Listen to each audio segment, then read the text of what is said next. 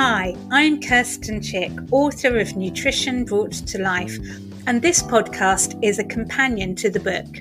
You can listen as you read Nutrition Brought to Life, or before as a kind of preview, or after you've finished the book as a refresher. Either way, I hope this helps you make some small changes that make a big difference in your life.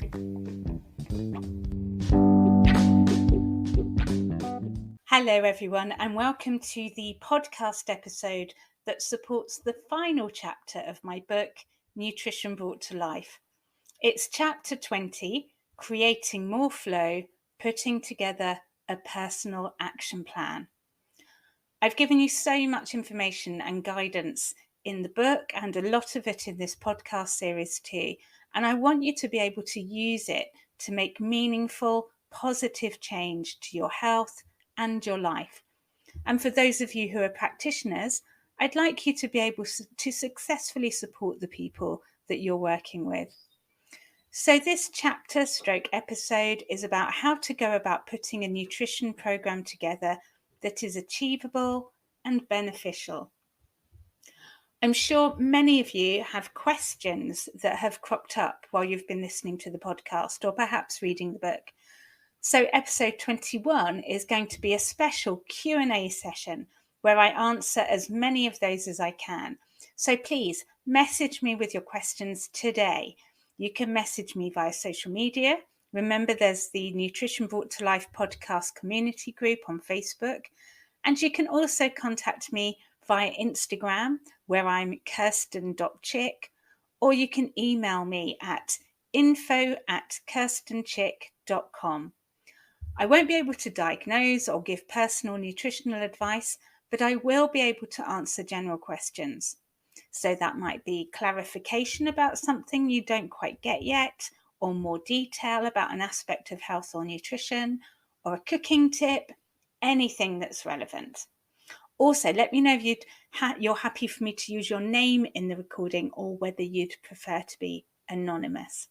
So, back to creating more flow, because that's ultimately what this is all about. If you nourish, energize, and free up your body and its systems in a way that enables everything to flow, then that's what health really is all about. Being able to deliver nutrients and messages to where they need to go, and get rid of toxins and waste material. Recycling, restoring, regenerating, and revitalizing at the level of your cells, hormones, enzymes, and microbiome. While your body is really quite complex and dynamic, your personal action plan works best if it's simple and gentle. And also if you have a clear focus. So that's the first thing to establish. What do you want out of this? Try and keep your answer specific, like to improve your digestion or your skin health or energy levels, or to support you through fertility or menopause. Now you have a focus, choose somewhere to start. I know this can be the hardest bit, but actually you have already started just by listening to this. So you've done step 1. That's brilliant. Always stop and celebrate your achievements. Where to go next is something you can be really intuitive about. You don't need to do or achieve everything at once, and any aspect you decide to start with will be helpful and take you nearer your goal. On page 237, I provide a diagram with 10 key areas you can choose from, and I'd suggest starting with around 3 of these, or you could even just start with 1. The key areas include liver support, adrenal support, microbiome support, and mindful eating, but you can come up with your own key areas too. One that I'd like you to always include, however, is kindness to self. This is a really important reminder that this is not about judging yourself or giving yourself a hard time, depriving yourself, or feeling anxious about your health. It's about loving and nourishing your body and giving it everything it needs and enjoys. Remember that you deserve this. So make yourself a list of about 1 to 3 key areas to focus on, including kindness to self. From that list, make a longer list of things you can do, a to-do list, to support each key area. It might include nutrients or foods to add in, changes to what time you eat or how you eat, or to your weekly shopping list, for example. This may take some listening back or rereading of chapters to identify actions for your to-do list. For the kindness to self aspect, you could include scheduling in regular times where you do something you enjoy, or perhaps writing a list of everything you know you and your body does well. Once you have your to-do list, aim to achieve the first 3 things on that list. You don't want to overwhelm your body by doing too much at once. Once you have really embedded those 3 changes into your life, you can move on to the next 3. If you don't manage to achieve them, you're not a failure. There will be a reason for this. Perhaps you need to adjust one of them to make it more realistic or practical. Maybe you wanted to move dinner from 8 p.m. to 6 p.m, but you haven't been able to finish work early enough, so change your goal to moving dinner to 6:30 p.m. instead. Or maybe there's some emotional resistance. If you can't figure it out, then ask for help. Asking for help is important for all of us.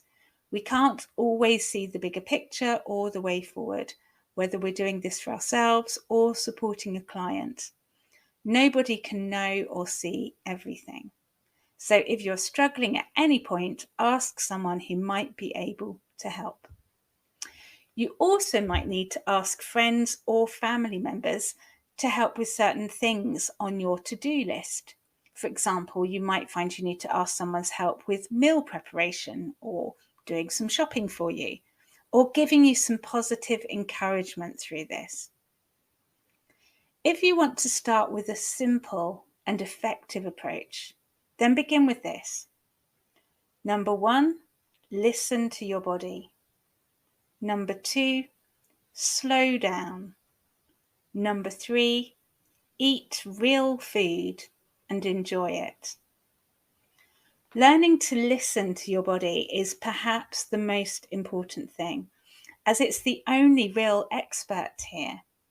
It can take a lot of time and practice to learn this, in fact, a lifetime, so don't expect to suddenly be able to tune in perfectly overnight. I'm still learning, and I still get it wrong or have times when I just can't hear or sense anything.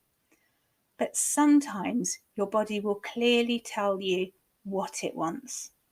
It's similar to that feeling of being thirsty and hot and wanting a cold drink, or cold and wanting something warm. But sometimes it can be more refined and specific.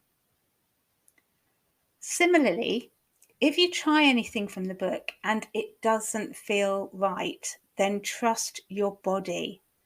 It may be that it needs something different right now, or it's not ready for that particular thing, and you may actually come back to it another time, or you may not. Trust your body. So, your personal action plan will evolve step by step as you gently shift the way you eat and your relationship with your food, your health, and your body. If you want some personalised support, then I offer one-to-one consultations online and on the phone, so you can book in wherever you are in the world. If you have more general questions, please send them in now, so I can include them in the Q&A special episode next week. info@kirstenchick.com. If you're listening at a later date, then still send your questions, as I may record further Q&A episodes in the future. Finally, thank you for listening to this podcast series.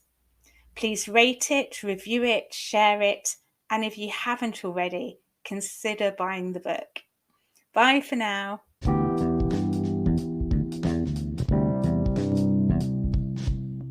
Thanks for listening to the Nutrition Brought to Life podcast.